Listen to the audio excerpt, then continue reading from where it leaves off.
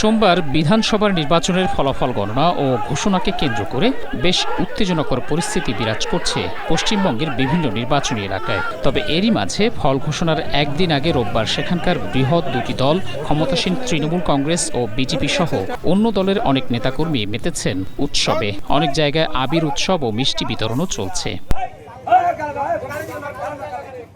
সোমবার ফল ঘোষণার দিনে মিষ্টির চাহিদাও বেড়ে যাবে কয়েক গুণ, আর তাই মিষ্টির দোকানগুলো এখন বেশ সরগরম। তবে এবার নতুন মাত্রা যুক্ত করেছে মিষ্টির মধ্যে দলীয় প্রতীকের ছবি। ঘাসফুল, পদ্মফুল, কাস্তে, হাতুড়ি ও হাত পাঞ্জার ছবি আঁকা মিষ্টির পসরা সাজিয়েছেন দোকানিরা। উদ্দেশ্য, যে দল জিতবে তার প্রতীকের মিষ্টি বেশি বিক্রি হবে।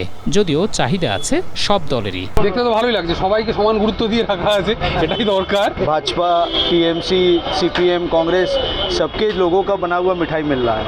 कितनी बढ़िया बात है और यही स्वतंत्रता है। बहुत अच्छा लग रहा है ये देख के।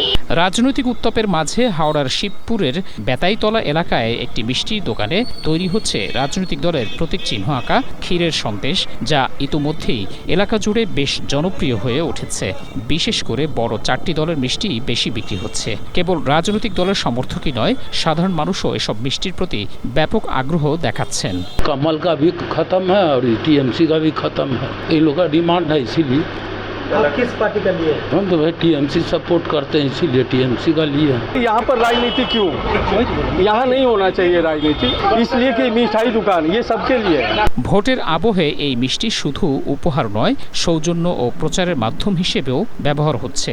অনেকে নিজ দলের প্রতীকযুক্ত মিষ্টি কিনে নেতাকর্মীদের উপহার দিচ্ছেন, আবার কেউ পারিবারিক সৌহার্দ্য বজায় রাখতে বিভিন্ন দলের প্রতীক চিহ্ন দেওয়া মিষ্টি ভাগ করে নিচ্ছেন। ফলে ভোটের উত্তেজনার মাঝেও এমন মিষ্টি মুখে এখন মিশেছে সৌহার্দ্যের স্বাদও।